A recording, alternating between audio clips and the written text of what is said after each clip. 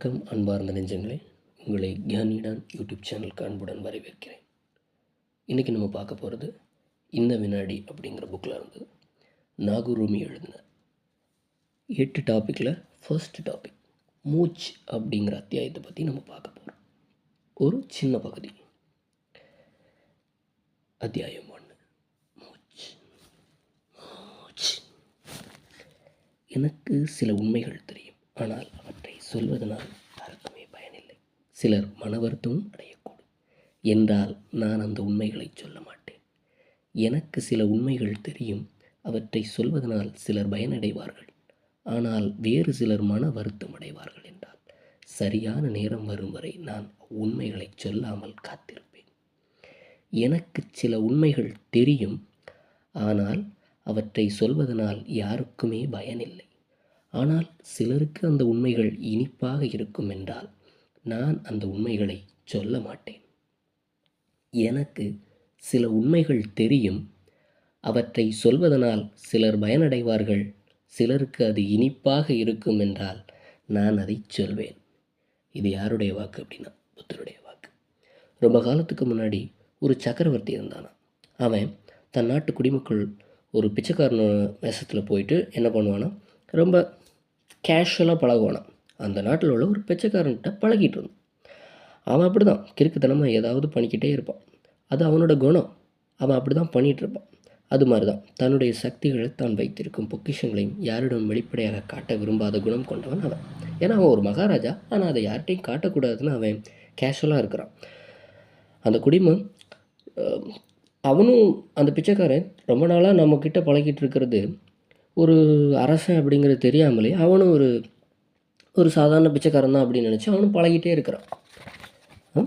இது போல தான் ஒரு நாள் அவன் பிச்சைக்காரனே இல்லை, அவன் தான் தன் தேசத்துக்கே தலைவன், சக்கரவர்த்தியின் தெரிய வந்ததும் அந்த குடிமகன் ஆச்சரியத்திலும் சந்தோஷத்திலையும் மூழ்கி போனான். இது எங்கோ எப்போதோ நடந்த கதையல்ல, இங்கு இப்போது நடந்து கொண்டிருக்கிற கதை தான். ஆம், அந்த குடிமகன் வேறு யாரும் அல்ல, நீங்களும் நானும் தான். அந்த பிச்சைக்கார சக்கரவர்த்தி வேறு யாரும் அல்ல, நமது மூச்சு தான். ஆமாம், அற்புதமான ஆற்றலை, எண்ணிலடங்காத பொக்கிஷங்களையும் தன்னகத்தே மறைத்து வைத்து கொண்டிருக்கும் அந்த சாலமன் சக்கரவர்த்தி தான் நமது மூச்சு. மூச்சு என்றால் என்ன என்று தெரியுமா? இது ஒரு கேள்வியா என்று நீங்கள் கேட்கலாம். மூச்சு என்றால் என்னவென்று தெரியாத மனிதன் இருக்க முடியுமா என்று என்னை திரும்பி கேட்பீர்கள். சரி, ஆனால் உங்களுக்கு தெரிந்த மூச்சு வேறு, இப்போது நான் சொல்லப்போகும் மூச்சு வேறு. என்ன ஆச்சரியமாக இருக்கிறதா? ஆனால் இதை பற்றி நான் சொல்லும் வரை நீங்கள் யாரிடமும் மூச்சு விடக்கூடாது. சரியா? மூச்சு என்றால் என்ன என்பதை ஒரு சில வார்த்தைகளில் வருவறுத்த முடியும். மூச்சு உள்ளே அவ்வளோ விஷயங்கள் உள்ளன. உள்ளேயும் வெளியேயும் மூக்கு வழியாக சமயத்தில் வாய் வழியாக போய் வந்து கொண்டிருக்கும் காற்று தான் மூச்சு என்று சொல்வது. ராவும் ஜாவும் சேர்ந்தால் ராஜா என்று சொல்வது ஒன்றுதான். ராஜா என்பது நம்மை ஆட்டி வைக்கும் சக்தி, நம்மை அடக்கி ஆளும் சக்தி, நம்மை முழுக்க முழுக்க ஆட்கொள்ளும் சக்தி. மூச்சும் அப்படித்தான். நம் ஒட்டுமொத்த வாழ்க்கையும் அதன் கையில் தான் இருக்கிறது. நமது உடலில் உள்ள கோடிக்கணக்கான செல் எனப்படும் உயிரணுக்களை இழுத்து பிடித்து இயங்க வைத்து கொண்டிருப்பது இந்த மூச்சு தான். எப்படி சூரியனின் சக்தி எல்லா கிரகங்களையும் கட்டுப்படுத்துகிறதோ, அதே போல மூச்சின் சக்தி நம் உடலின் ஒவ்வொரு உறுப்புகளையும் கட்டுப்பாட்டில் வைக்கிறது. நமது உடலை 24 மணி நேரமும் சுத்தப்படுத்தும் வேலையை மூச்சுதான் செய்து கொண்டிருக்கிறது. தேவையில்லாததையும் வெளியேற்றவும் அதுவே உதவி செய்கிறது. இந்த பிரபஞ்ச வெளியில் இருந்து நமக்கு தேவையானதையெல்லாம் எடுத்து நமக்கு ஊட்டமளிக்கிறது. நாம் உண்ணுவதாலும் குடிப்பதாலும் கிடைப்பதை விட உயர்ந்ததொரு ஊட்டத்தை அது நமக்கு அளித்த வண்ணம் இருக்கிறது. நமது முழு உடலும் மூச்சின் துணை கொண்டே ஒழுங்காக இயங்கிக் கொண்டிருக்கிறது. நமது உடலில் ஏதாவது பிரச்சனை வந்தால் நாம் விடும் மூச்சில் ஏதோ பிரச்சனை இருக்கிறது என்று அர்த்தம். மருத்துவர்கள் பரிசோதிக்கும் போது கவனித்திருப்பீர்கள், ஸ்டெதஸ்கோப்பை நெஞ்சில் வைத்து மூச்சை இழுத்து விடுங்க என்பார்கள். இல்லை, ஏன் மூச்சின் ஓட்டத்தை பற்றி தெரிந்து கொள்ளலாம். மூச்சின் ஓட்டத்தை பற்றி தெரிந்து கொள்ளாமல் நமது ஆரோக்கியம் அல்லது நோயின் தன்மை அவரால் ஒரு முடிவுக்கு வர முடியாது. நாடி துடிப்பிலும் இதய துடிப்பிலும் ஏற்படும் மாற்றங்களுக்கும் உடலில் ஏற்படும் நோய்தான் காரணம் என்று மருத்துவர்கள் சொல்வார்கள். ஆனால் உண்மையான காரணம் மூச்சில் ஒளிந்திருக்கிறது என்று ஞானிகளுக்கு மட்டும் தெரியும். மூச்சுதான் ஆரோக்கியம், மூச்சுதான் நோய், மூச்சுதான் பிரச்சனை, மூச்சுதான் தீர்வு, மூச்சுதான் கோபம், மூச்சுதான் காமம், மூச்சுதான் பக்தி, மூச்சுதான் சக்தி, மூச்சுதான் வறுமை, மூச்சுதான் செல்வம், மூச்சுதான் தோல்வி, மூச்சுதான் வெற்றி.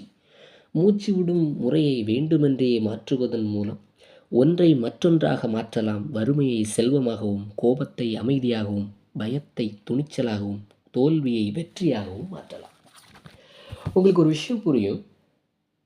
மூச்சு, இந்த மூச்சை நம்ம சுவாசிக்கிற விதத்தை மாற்றுறது மூலமாக என்ன மாறிட போகுது அப்படின்னு நீங்கள் நினைக்கலாம். ஆனால் என்னோடய வாழ்க்கையில் இதை நான் ட்ரை பண்ணி பார்த்துருக்குறேன். உண்மைக்குமே மிகப்பெரிய மாற்றத்தை உண்டாக்குது. இதில் நாகூர் ரூமி ஒரு லைனில் சொல்கிறாரு, பார்க்குறதுக்கு முட்டாள்தனமாக இருக்குது, ஆனால் இந்த முட்டாள்தனம் உன்னுடைய வாழ்க்கையை மாற்றும் அப்படின்னு ஒருத்தன் சொல்கிறான். அப்படின்னா நம்ம ஆயிரக்கணக்கான முயற்சிகள் பண்ணுறோம், ஆயிரக்கணக்கான தோல்விகளை நம்ம சந்திச்சிருக்கிறோம்.